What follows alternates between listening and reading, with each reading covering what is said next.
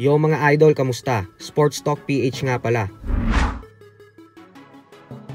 Ang bigating laban bukas, pag-usapan natin yan mga idol. Ngunit bago ang lahat ay huwag kakalimutang mag-subscribe at i-click ang notification bell button for more sports talk. So naganap na nga po ang official and final weigh-in kanina para sa mga bigating laban na nakatakdang ganapin bukas.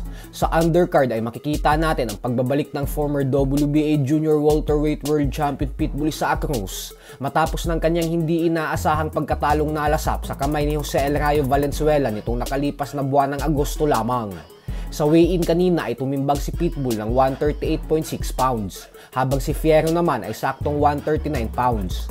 At dahil parehong pasok ang dalawa sa 140 pound limit ng Junior Welterweight Division, kaya naman tuloy na ang kanilang bakbakan bukas.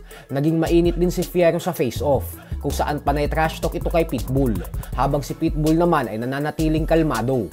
Bukod dyan ay bumanat din si Fierro na panireklamo daw si Pitbull sa mga kalaban nito na lagi na lang daw siyang tinatakbuhan. Pero sa sitwasyon na ito ay tingnan daw natin kung hindi tatakbo si Pitbull sa oras na matikman na nito ang bagsik ng kanyang kamao sa ibabaw ng lona bukas. Sa kasalukuyan po ay may record si Fierro na 23 wins with 80 knockouts at 2 talo lamang. Kaya naman mabigat na hamon din talaga ito para kay Pitbull, lalo pat nanggagaling siya sa pagkatalo.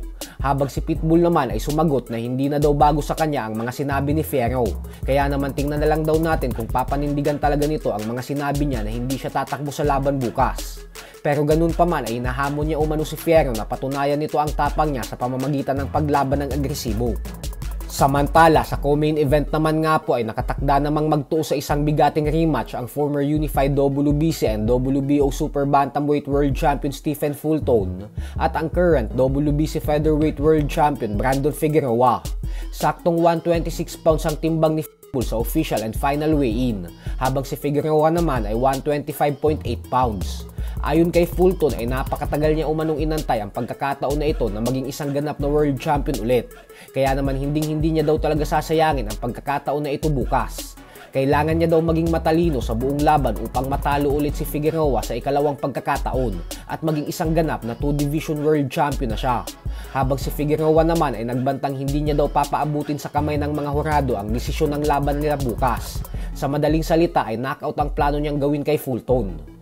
Habang sa main event naman ay nakatakdang magtuos ang dalawang bigating undefeated fighters ng light heavyweight division na sila David Benavides at David Morrell Jr. Parehong tumimbang ang dalawa ng 174.2 pounds, kaya naman tuloy na din ang kanilang bakbakan bukas. At dahil parehong undefeated fighters ang dalawang ito, kaya naman isa sa kanila ang makakatikim ng unang talo bukas. So hanggang dito na lang po muna tayo mga idol.